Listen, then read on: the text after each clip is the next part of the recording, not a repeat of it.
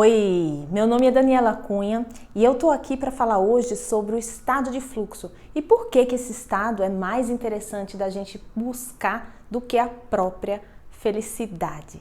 E para isso, a gente vai começar entendendo como que esse conceito do estado de fluxo surgiu, né?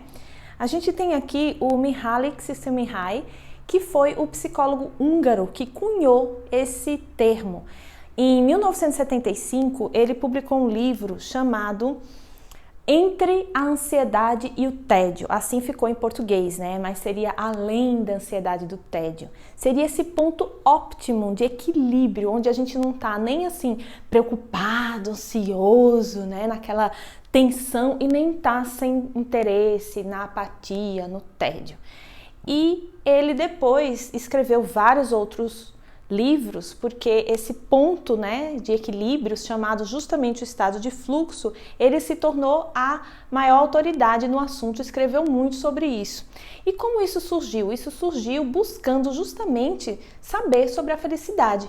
O que é que faziam as pessoas se sentirem felizes? Porque a gente fica achando que a felicidade é uma coisa que a gente encontra no dia que a gente tiver dinheiro suficiente para se sentir livre financeiramente, né? Livre de todas as preocupações que o dinheiro traz e a gente poder ter a liberdade de fazer o que a gente quer, a hora que quer com o dinheiro. No dia que a gente tiver aquele amor, aquele relacionamento maravilhoso, harmonioso, que tiver os filhos saudáveis, tudo indo bem e que nesse dia que tudo que a gente queria alcançar, a gente alcança e aí está a felicidade. Só que dentro dos consultórios dos psicólogos a verdade era outra. O que acontece é que dentro desses consultórios os psicólogos viam que tem pessoas que alcançam isso.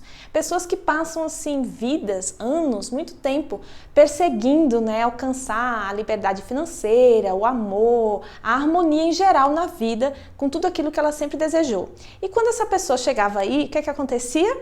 Um grande vazio. A pessoa não sentia satisfação, não sentia esse senso de preenchimento, de plenitude que achava que ia sentir. E aí é onde entram os casos de depressão profunda e chegando até ao suicídio. Então, o Mihaly, ele estava buscando isso, buscando entender. Mas espera aí, se não é isso que traz felicidade para as pessoas, o que é então? Então eles fizeram, né, uma equipe de psicologia positiva, porque o que é a psicologia positiva? O Mihaly Csikszentmihalyi, ele é considerado o maior pai da psicologia positiva, né, a pessoa mais estudiosa sobre esse assunto, que é um outro ramo da psicologia. Até então, durante muitos anos, a ciência da psicologia, ela se atentou a buscar patologias, a buscar cura de doenças mentais, sempre voltado a isso, a curar alguma coisa. Mas a psicologia positiva não. Esse tipo de psicologia estuda as pessoas que estão bem, estão saudáveis, né? Não tem nenhuma doença, nenhuma patologia, mas o que é que faz elas se sentirem felizes, alcançarem um bem-estar, ou seja, melhorarem, crescerem como pessoa, né? E aí, o que ele percebeu na pesquisa dele foi o seguinte, que pesquisando muitas pessoas, aquelas que se declaravam felizes, que demonstravam um alto grau de felicidade, geralmente elas estavam entregues a algum tipo de tarefa, algum tipo de projeto, onde elas se sentiam tão bem fazendo aquilo que elas esqueciam o resto do mundo. Tipo assim, não se preocupavam nem em comer, em dormir, se a hora passou, se a hora não passou. E essas pessoas, elas estavam constantemente sentindo essa sensação. E aí eles foram ver o que era isso. Eles começaram com os artistas, né? Pessoas que estavam assim, pintando um quadro, fazendo uma obra de arte, escrevendo um livro, que se entregavam totalmente naquela tarefa. Mas depois eles ampliaram a pesquisa e viram que em várias outras profissões, vários outros tipos de ocupação, independente do que a pessoa fazia, as pessoas atingiam esse estado de fluxo quando estavam entregues assim a fazer alguma obra-prima, alguma obra em qualquer área que deixassem elas realmente nessa sensação. E aí, para você saber assim, mas que estado de fluxo é esse, né? Então, ele criou esse gráfico. Nesse gráfico mostra o seguinte: imagine essa tarefa que você está fazendo. Essa tarefa tem níveis de desafio, uma tarefa desafiadora, você aceitar um novo desafio na vida, né? E aí, aqui embaixo é pouco desafio, aqui muito desafio. E a capacidade, ou seja, a habilidade, o quanto que você sabe fazer aquilo, você é treinado em fazer aquilo. Aqui baixa a capacidade, alta capacidade. Então você pode ver que quando o desafio é baixo e a capacidade também é baixa, tem uma apatia, né? Se você sabe mais fazer aquilo, mas o desafio continua baixo, você tá aí no tédio, né? E se você sabe muito fazer aquilo e não tem desafio, então um desinteresse total por aquilo, né? Já se o desafio vai subindo, né? Quanto maior o desafio, mais a sua capacidade é baixa, você fica preocupada, né? Se você não sabe fazer aquilo, é muito desafio, então dá uma ansiedade. Mas conforme você vai aumentando a capacidade, você sente uma excitação, né? E aí depois o próximo passo é justamente o estado de fluxo. E aqui nesse outro lado, quando o desafio é baixo, você está aqui no desdém, mas você aumenta o desafio, vai dando um sentimento de controle e até chegar lá também nesse estado de fluxo. E existem indicadores do estado de fluxo, coisas que os pesquisadores chegaram e apontaram 4 indicadores que acontecem com todo mundo que entra no estado de fluxo.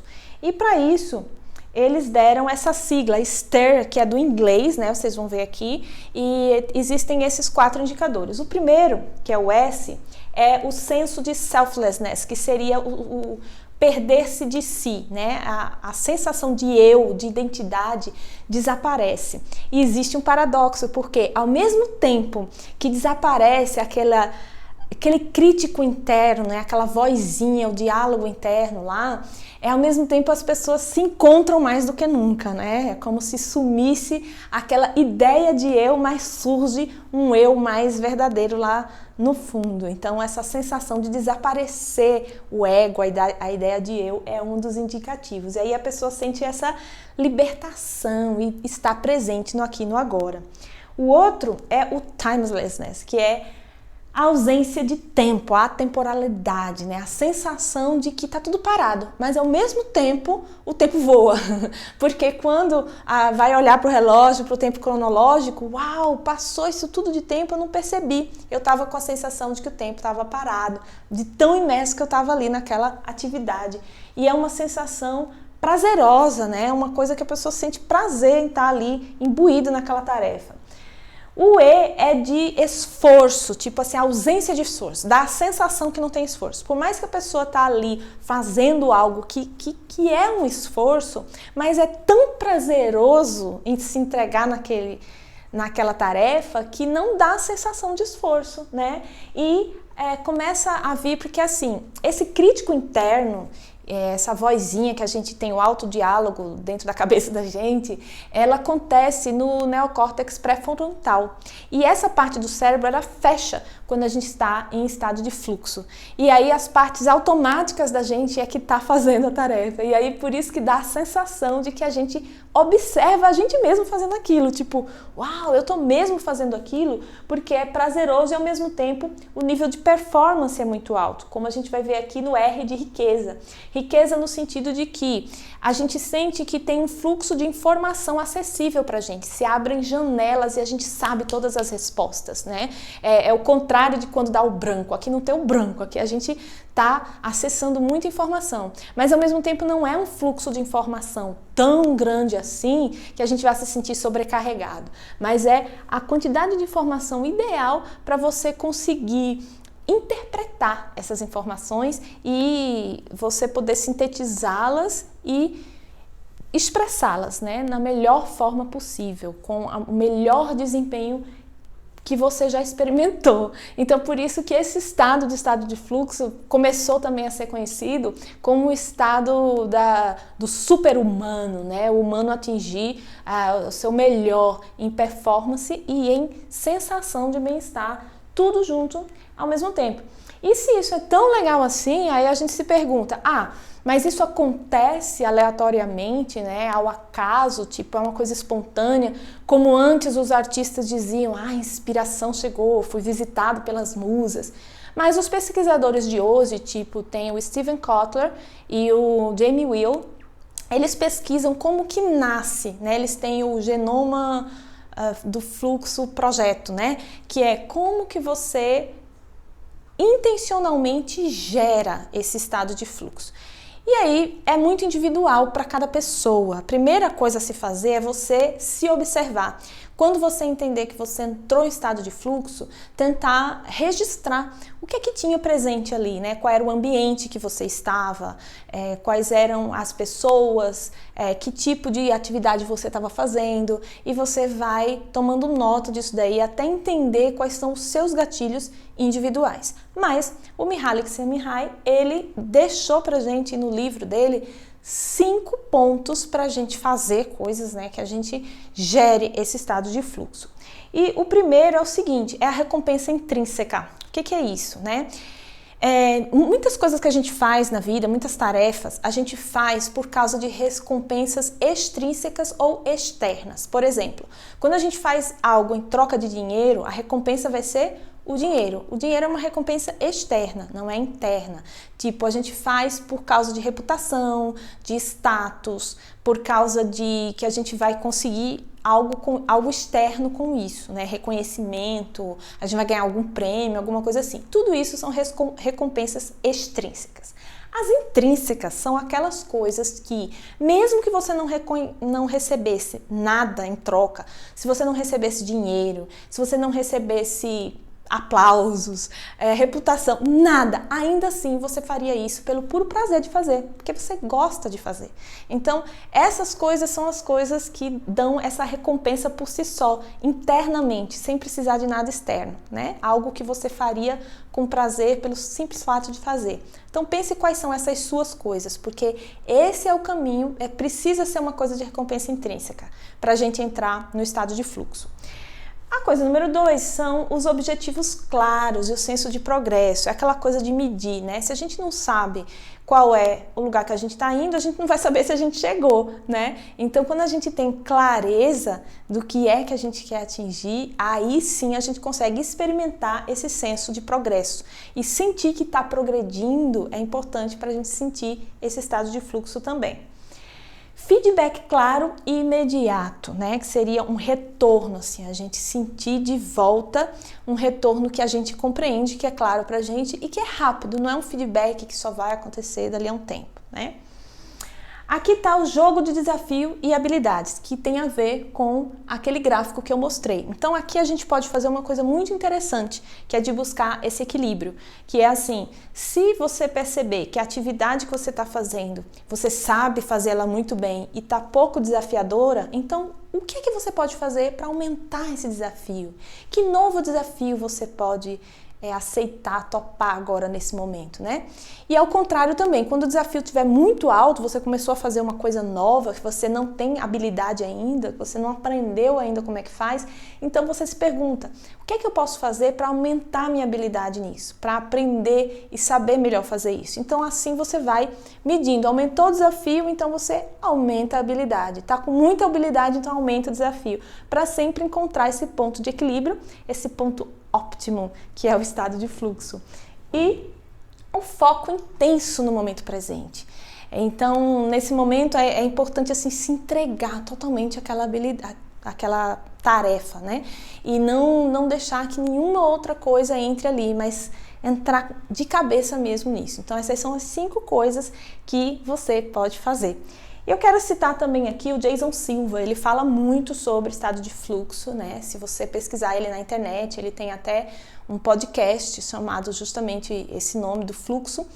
Ele entrevista pessoas que falam sobre o assunto e ele é conhecido como alguém que, quando ele vai fazer palestras ou quando ele vai gravar vídeos, ele não tem muita preparação antes, ele não tem um script pronto, por exemplo. Ele vai e entra no estado de fluxo, né? Só que aí as pessoas perguntam como que ele faz isso? E ele responde que ele encontra um equilíbrio, porque Essa é uma camiseta que ele usa muito, né? Que ele fala assim, aqui está a entrega e aqui está a disciplina. Então ele tem muita entrega no momento presente, mas ao mesmo tempo ele tem a disciplina de levar uma câmera com ele, de levar alguém que vai segurar a câmera para ele, mas ele se coloca numa situação que geralmente provoca o estado de fluxo nele.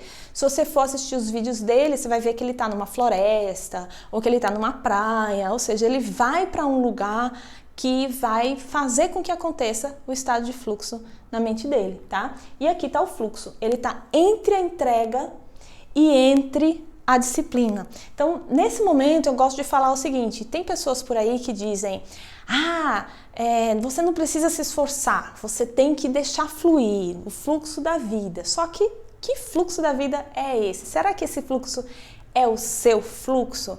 Então, o que eu acredito é que quanto mais a gente entra no nosso próprio estado de fluxo, mais a gente também se sincroniza com o fluxo geral da natureza, do universo, e aí a gente sim vai entrar em fluxo. Então, não adianta só a gente se entregar, a gente precisa também ter o lado da disciplina, né?